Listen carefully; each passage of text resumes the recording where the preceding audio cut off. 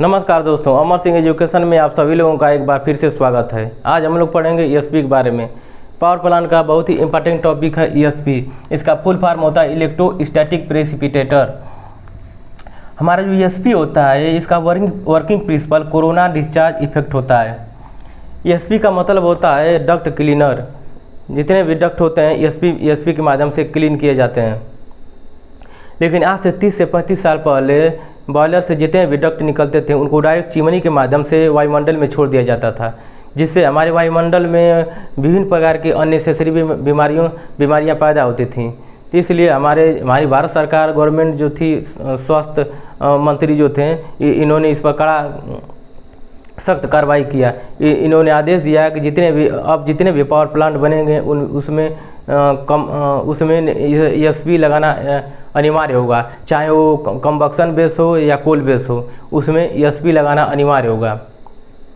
तब से हमारे पावर प्लांट जितने भी पावर प्लांट बनने लगे उसमें ईएसपी लगाना अनिवार्य हो गया। तो आइए हम लोग देखते हैं ईएसपी का वर्किंग प्रोसेस क्या होता है। बॉयलर से जो फ्लू गैसें ईएसपी में एंट्री करती हैं तो उसमें प्राइमरी फिल्टर लगा होता है, जिससे कुछ डस्ट पार्टिकल प्राइमरी फिल्टर पर ही फिल्टर हो जाते हैं। हमारे जो डस्ट पार्टिकल आते हैं वो 40 से 50% वो प्राइमरी फिल्टर जो होता है उसमें ही वो फिल्टर हो जाते हैं।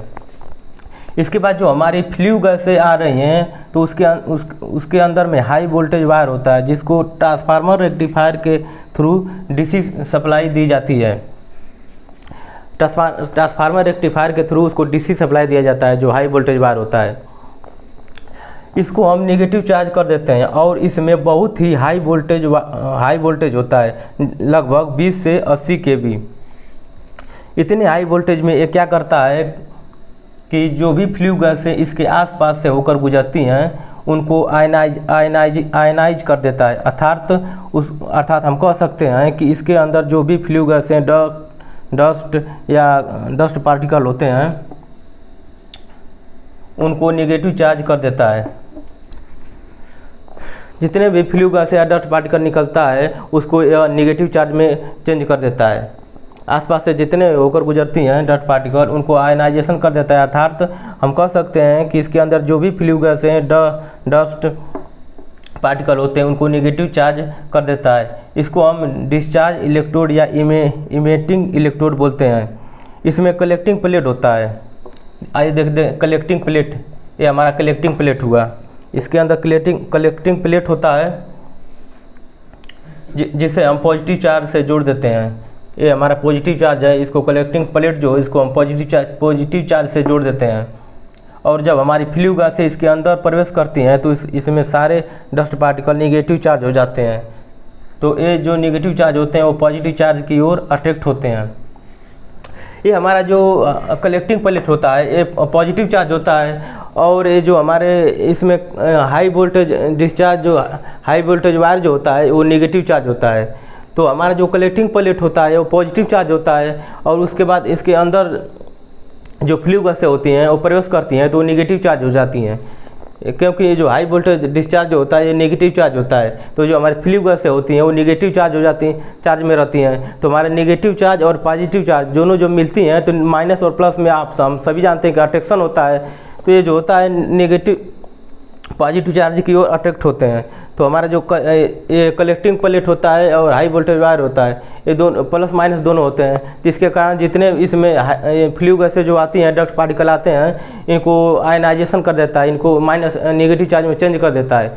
तो हमारा माइनस और प्लस जो होता है एक दूसरे की तरफ अट्रैक्ट होता है। तो जब माइनस और प्लस एक दूसरे की तरफ अट्रैक्ट होता है तो इसमें जो कनेक्टिंग प्लेट लगा होता है इसमें आकर कनेक्टिंग प्लेट जो होता है वो पॉजिटिव चार्ज होता है। और जो हमारा धूल कण जो होते हैं वो नेगेटिव चार्ज होते हैं। तो माइनस और प्लस एक दूसरे की तरफ अट्रैक्ट होते हैं। तो जितने भी धूल कण होते हैं हमारे कनेक्टिंग प्लेट पर आकर चिपक जाते हैं। और इसमें अंदर जो ईएसपी होती है इसके अंदर हैमरिंग सिस्टम होता है। और जितने भी डक्ट पार्टिकल इस पर कनेक्टिंग प्लेट पर चिपकते हैं समय समय पर हैमरिंग की व्यवस्था होती है।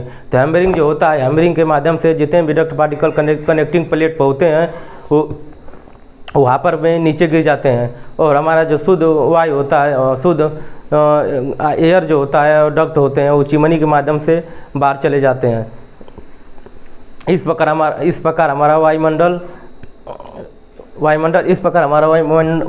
भी सही रहता है, और ESP के माध्यम से हमारा पावर प्लांट भी अच्छी तरह से चल जाते हैं। तो ये हमारा रहा छोटा सा टॉपिक ESP। अगर वीडियो आपको अच्छा लगा हो तो लाइक करें, सब्सक्राइब करें और ज़्यादा से ज़्यादा शेयर करें। मिलते हैं एक इंटरेस्टिंग वीडियो में, अगली इंटरेस्टिंग वीडियो में। तब तक के लिए नमस्कार।